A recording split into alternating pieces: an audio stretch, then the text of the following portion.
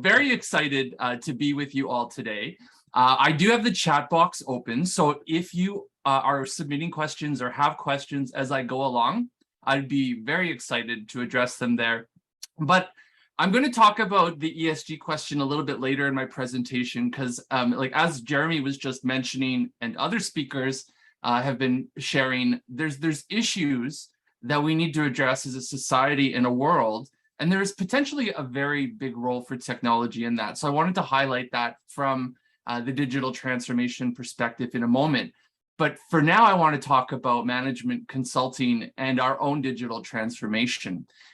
We've had some conversations, I've been involved with them on this topic at the ICMCI for a little while now. We're going to go beyond just digitization of the tools, right? So we're going to go a little bit more into what does this mean for the business of consulting? Jeremy made the question or made the statement that consulting survives because of its diversity. Consulting is a business, and businesses survive because they change and transform. They adapt. And so that's very important when we look at our industry. Yes, it is a consulting industry, but it is an industry of businesses. And so we are subject to the same forces, to the same changes that affect the world around us as consultants, despite our pragmatism and being removed. And so today we're going to get into some of those dynamics and what they mean for us as management consultants.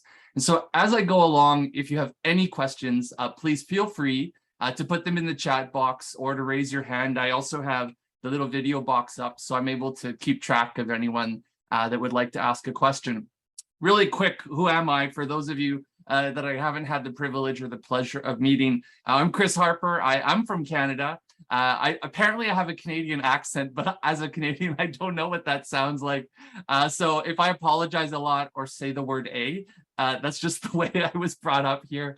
And so I apologize in advance for that. But I've been with CMC. I've been involved in the CMC community for over 14 years now, starting in my 20s with CMC Canada and Member Services Committee in Alberta, and then moving through all the way into some national roles here in Canada. I'm an accredited trainer with ISO 27000:2017 guidelines for management consulting services. And then on the topic of digital transformation, project management, and so on, I teach at the University of Calgary and Lakehead. So it's not just something that I do for a living, which, as you see from the last point, I do. I work for a secure digital transformation consultancy called Online Business Systems, but it's something that I'm passionate about. So I teach it, and I'm a young and budding researcher by academic standards at Royal Roads University in Canada, where I am researching the exact topic that we are going to discuss. It is an area of great opportunity for our industry, and I look forward to advancing my research in the coming years and bringing more of those findings forward to everybody in the ICMCI community and our member institutes. What I want to talk about today, though, three things, right? Digital transformation of management consulting. What are the opportunities and challenges? Right? Everything that has a light has a shadow. So what are the opportunities and challenges that we have as an industry, as businesses, in the business of consulting? How are our customers changing, right? There's changes going on with our buyers that we need to be aware of that are going to demand that we change how we interact with them and service them. And then we're going to talk about ESG and where that intersects with technology. Lots of different intersections there, both from positive perspectives and negative perspectives, but I'll touch on a few of those, and then I'll share some insights around what the research currently indicates the future will hold or likely hold for the management consulting industry as we go through our own change and differentiation. Now, before I get into the details, two important definitions. Hopefully that last one we all know in some form around what management consulting is, but digital transformation, this is a tricky one to define. So I wanted to provide more of a consolidated definition. So it's the process by which an organization uses digital technologies to respond to changing environmental conditions. And they do that by thinking about their value chains. So Jeremy talked about value chains and how we need to have, what do we call it? Like a chain of evidence, for example, around connecting, the actual impacts that an organization has on the environment with what they say they are having from an impact perspective. We talk about that from a digital transformation perspective as well. Talk about operational structures, and we talk about customer experience. All of those things, for those of you familiar with business models, would indicate digital transformation involves business models, and you're correct.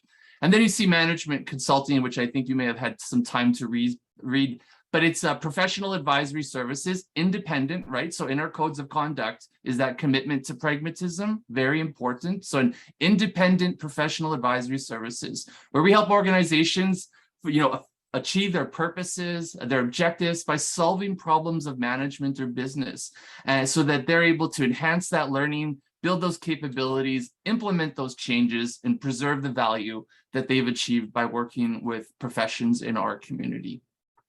So just two definitions I wanted to make sure we all had the same perspective on. Now, opportunities and challenges for the management consulting industry in terms of digital transformation. Okay, so first thing we need to know is our industry is growing. Not a lot of numbers out there on its actual size right now, but in 2016, it was expected to be $250 billion in terms of its value. So in management consulting and consulting generally, things are good, right? Like we're growing. There's a need for our services, which can sometimes lead to that sort of problem of, failure occurs when people or organizations become complacent, and good times often breed that kind of complacency. And so there are signals, despite the growth in the industry and the value that's available, there are signals that things are changing, right? We're getting these indications that transformation is underway and starting. So we're seeing the proliferation of technology in society. We're seeing it everywhere. If you look at university students today, for example, technology is such a critical part of the education experience. When you look at the generations that are in high school and younger, they've never not known having technology, right? And those are our future buyers, right? Those are the future buyers who are going to purchase from our profession. So we have changing expectations in our customers that are coming. And as well, we're seeing digital ecosystem platforms are becoming more common across industries, including consulting, including management consulting. So we're seeing the proliferation of those digital platforms. We're seeing as well services based on data. Artificial intelligence is something that is discussed a lot about in terms of the automation context and having impact on our industry. And there is evidence to support that impact is actually occurring. However, not to the extent or speed that we might believe at the current time. And then we're seeing as well, finally, just digital products and services. Everything is becoming digitized in some way today. Any industry that isn't choosing to become digitized eventually is finding it's being forced into some sort of digitization. And management consulting is no different. So when we talk about change in industry, which is what we're talking about right now, for those of you familiar with Michael Porter's work, which I'm sure you all are, the 5 forces, the structure of industries defines the value available by participants in it to extract for themselves in terms of profit margin and the ability to actually grow your organization. And so organizations will often pursue strategies to capture that value better than competitors. And so when we talk about changing industry structures, we also need to talk about, as prudent business people, how we adapt our business models to extract value from those changed industry structures. And so I'm not seeing any questions so far, but if you have any, please feel free to jump in and post them. I'd be glad to respond.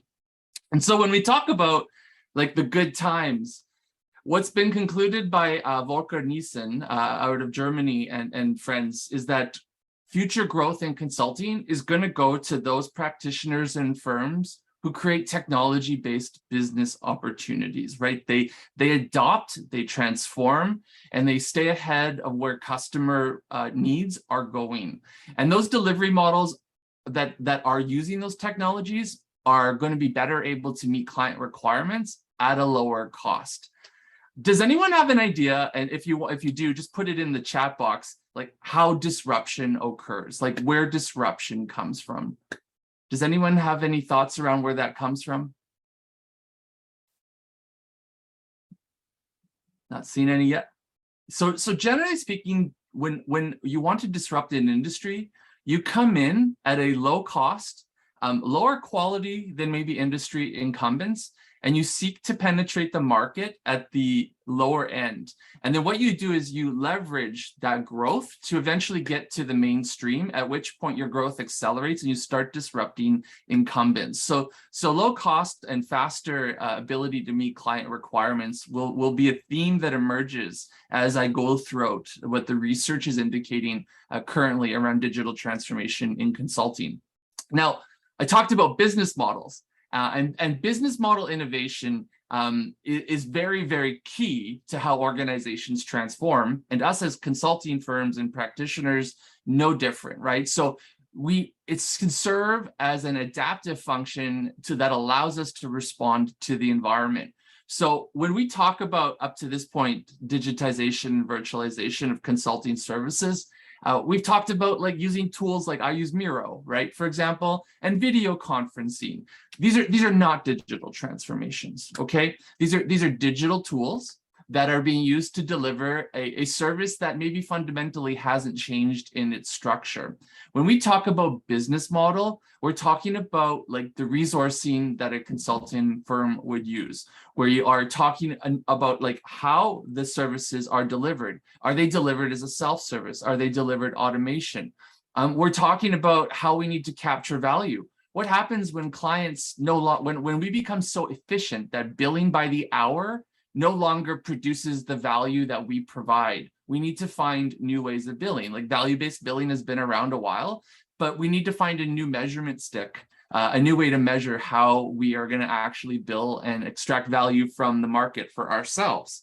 And so these are all things that indicate that the business model in consulting needs to change. It's not enough to just digitize what we do and just do it online. We call that lift and shift, where you take what you do in the real world and you just dump it or put it in a digital platform. We need to do things a little bit more substantially than that when it comes to digital transformation in the consulting industry. So what are the opportunities? And you might see many more than this, by the way. I've done a lot of reading into this topic, and I'm doing my best to consolidate this down into some golden knowledge nuggets for you all to keep. But what are the opportunities? So what are the good things around digital transformation and management consulting? So technology can be used as an aid in analyzing client data, right? When we go through problem diagnosis, we can leverage technology as a way to augment our ability to analyze.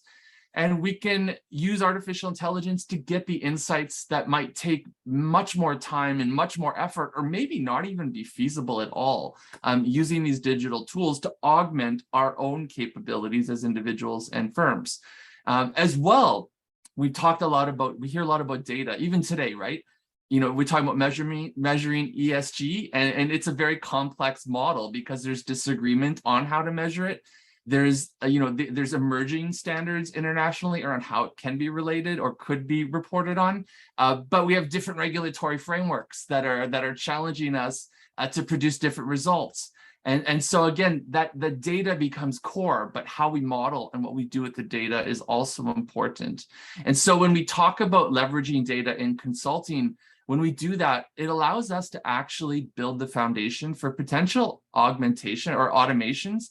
And that can augment our efforts and reduce the amount of time we have to put in to a client engagement. Now, I put hourly billing in brackets because, as I mentioned, that's a problem, right? If you're becoming more efficient, if we're producing those results with more automation, we really can't be billing by the hour, because otherwise, by Canadian standards, you might get $250 if it only took you an hour to do what used to take 8. And so, we need to find different ways to capture value that still respects clients, but also respects the knowledge and value we bring to their challenges and their engagements. As well, there's that customer experience piece, right? And so these digital technologies can really help improve that customer experience. A super simple one I see, like a very simple example, booking a meeting.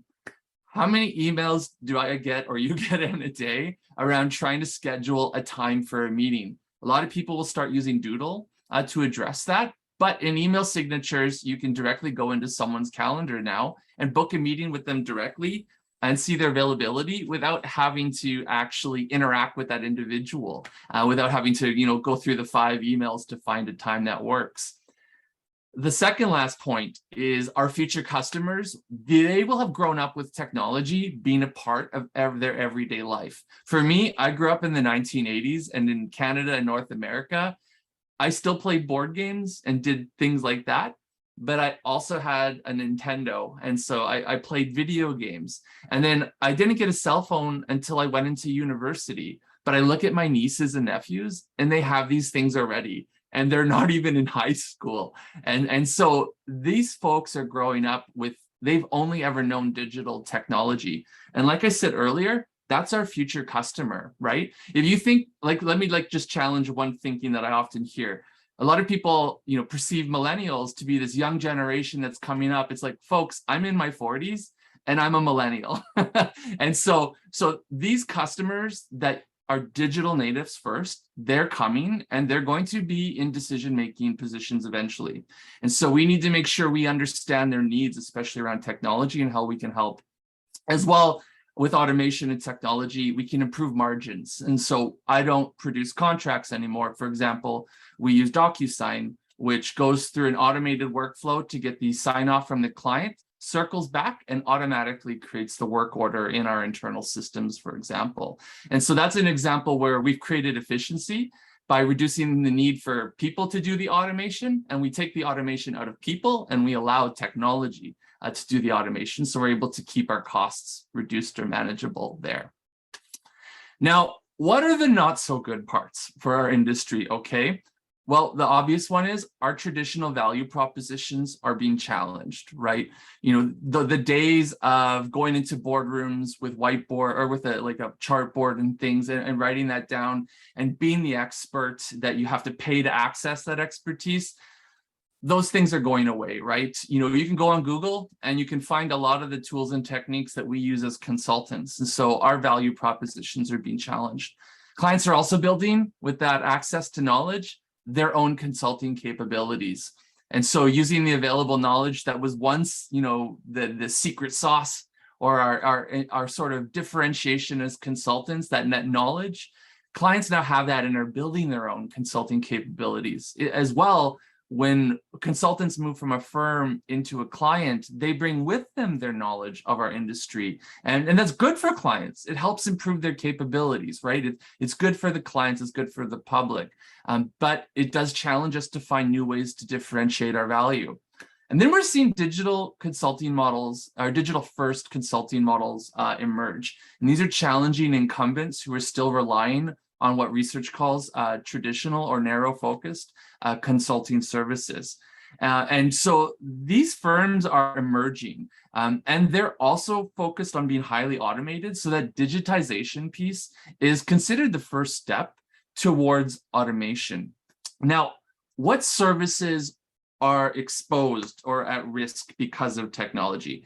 Anything that is procedural and rule-driven that's the bottom line. Anything procedural or rule-driven is likely to be at risk of automation.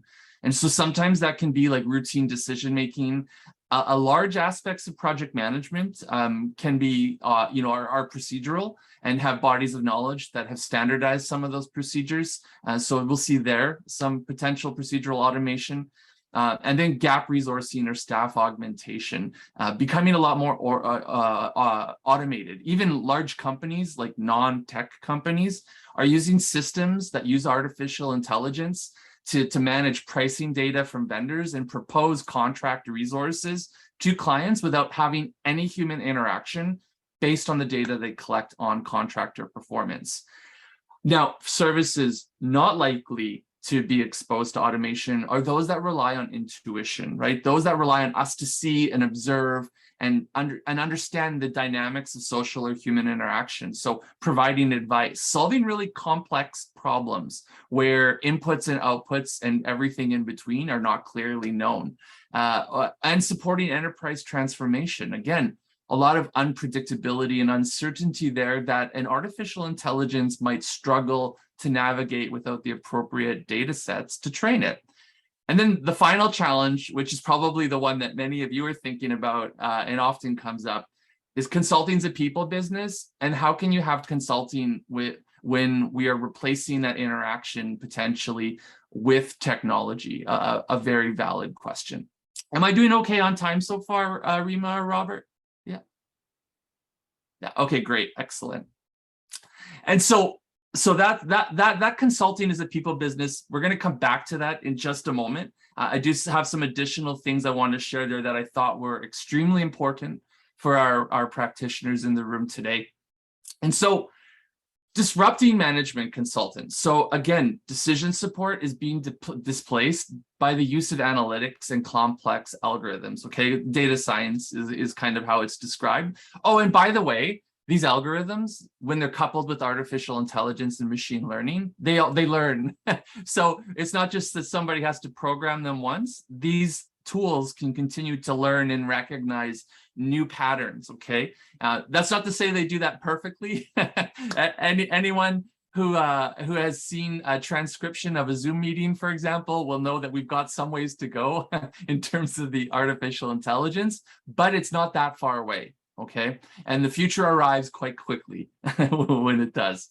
And so digital platforms as well and ecosystems, these democratize access to consulting services. So what I mean by democratize access is that those services that maybe had a high price point or were not easily accessible by all potential clients of consulting services, democratization now makes it easier for them to access expertise that they once could not because of price or barriers to the industry. And so we're seeing them be able to access more and more consulting services at a lower and lower price because of digital platforms, essentially doing what that third point talks about, which is disintermediation. Or you have the client, you have the consultant, and then in our current model, we have the firm in the middle. But now if you remove the firm, a digital platform allows a client to find a consultant much more quickly without having to have the inefficiency of a middle person or a middle company to actually facilitate that transaction.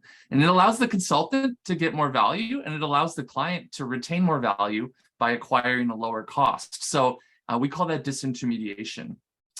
Emerging though, in terms of what's coming about is those digital first firms. They're just demonstrating greater adaptability. They're smaller, they're lean, so they carry a very minimal complement of staff, only what's necessary. Many back office functions are automated. And so their business models can be adapted more easily. And they can solve client problems faster, leveraging network effects of platforms. And so faster and cheaper, like I had mentioned earlier, is how some of these digital first consulting firms are penetrating the market, which is the first step to disruption. Once that goes mainstream, we will see substantial changes in terms of the industry structure. Any questions on my first half there before I get into just the customer behavior side? Nope, I don't see any. All right. Excuse me. So changing customer behaviors, right? Any change in industry is usually tied to a change in a customer need or behavior in some way. And so what we're seeing here is a few different things that I'm going to mention. So services in consulting are becoming modularized.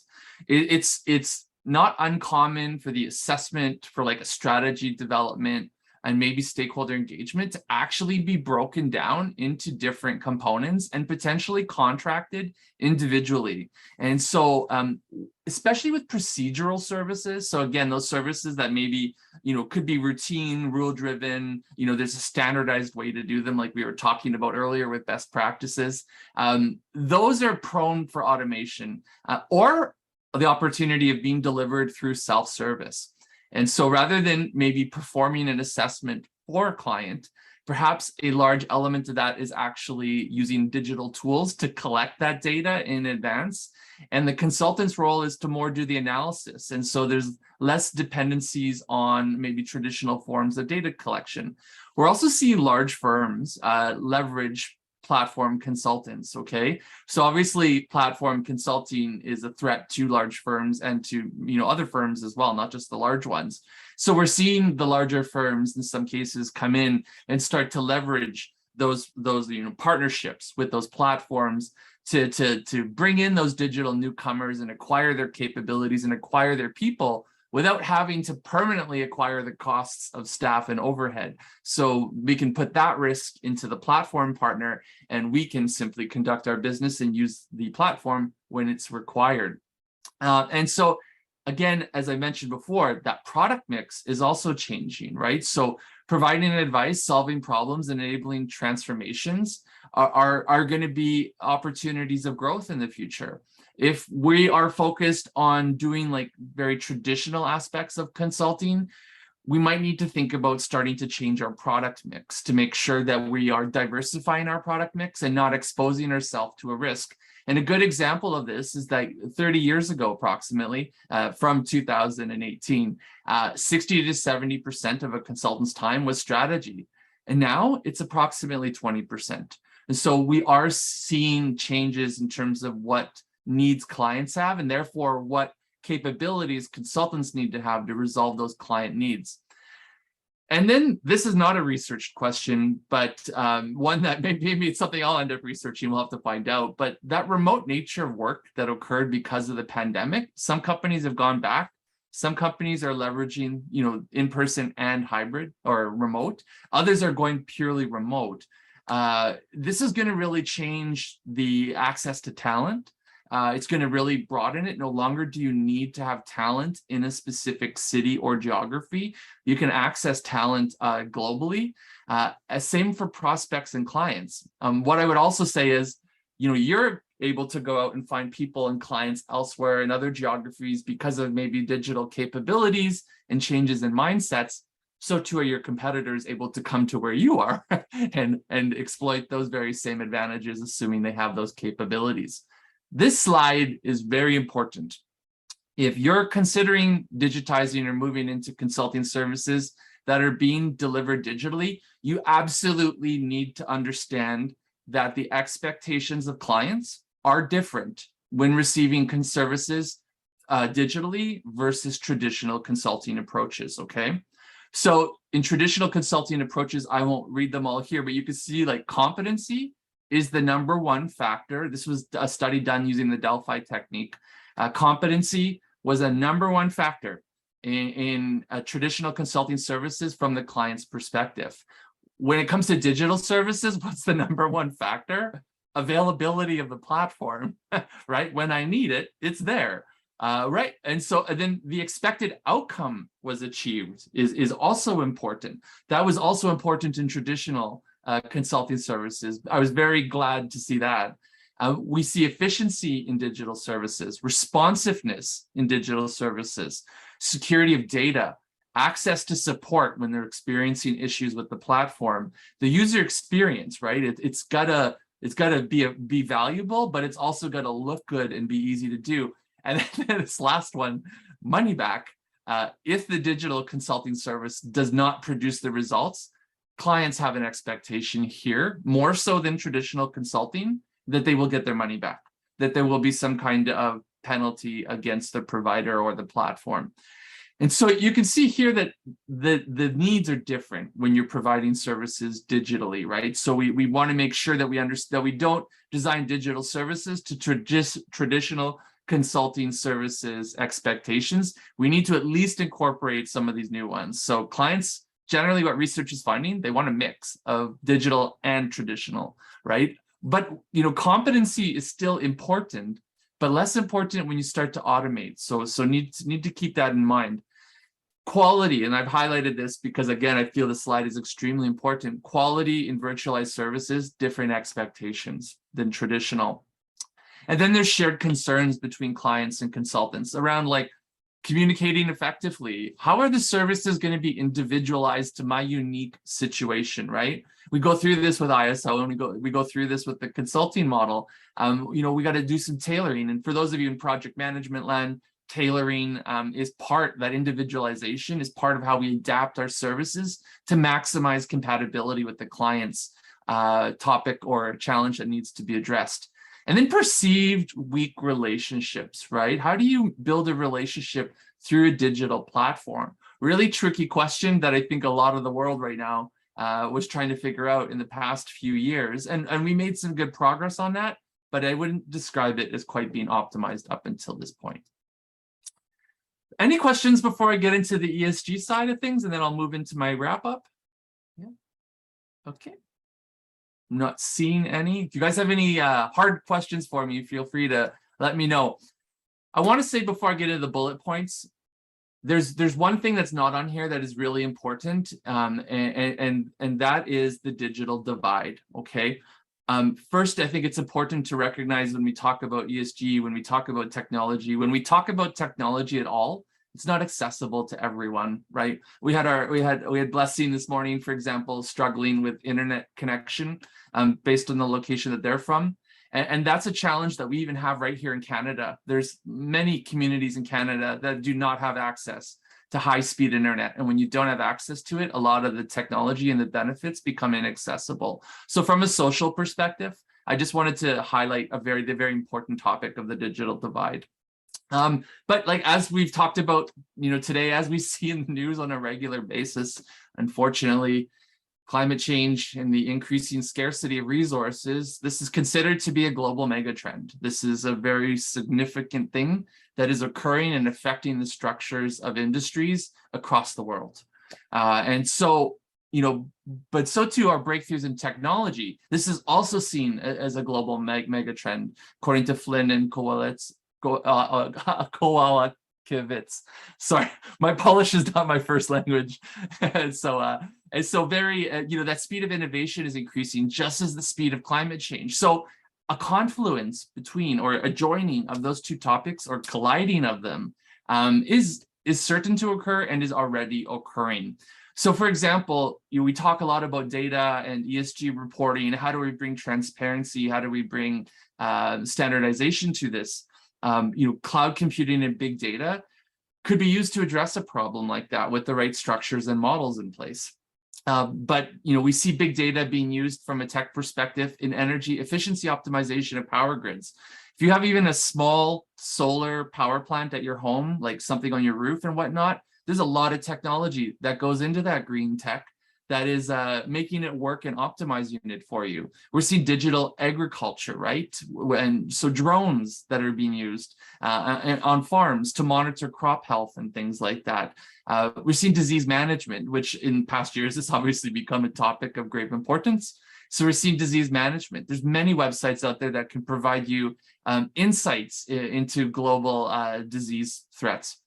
And then there's disaster preparedness and management, right? The ability to extract data from social media to understand where their help might be needed most during a crisis is something that is powerful.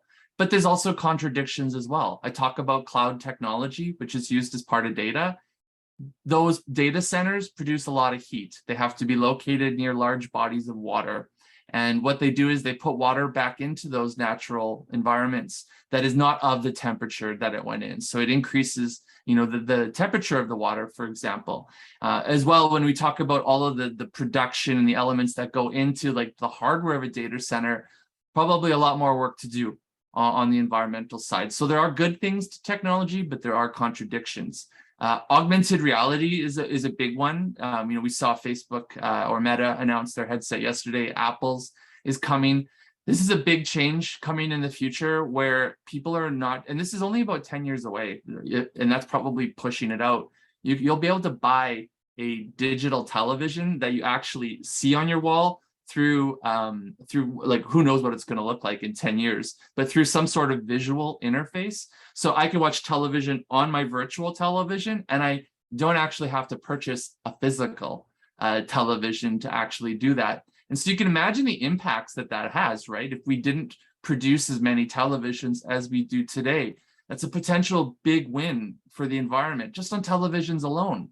But there's impacts, right? What about the economies that are dependent on developing those televisions and those associated technologies? They need to go through a transformation potentially of their own. So again, there's good things and there's challenges and questions that we need to answer. And then this last one was just, so we talked about ESG. Well, we put the word digital in front of it, and I guess now it's cool, right?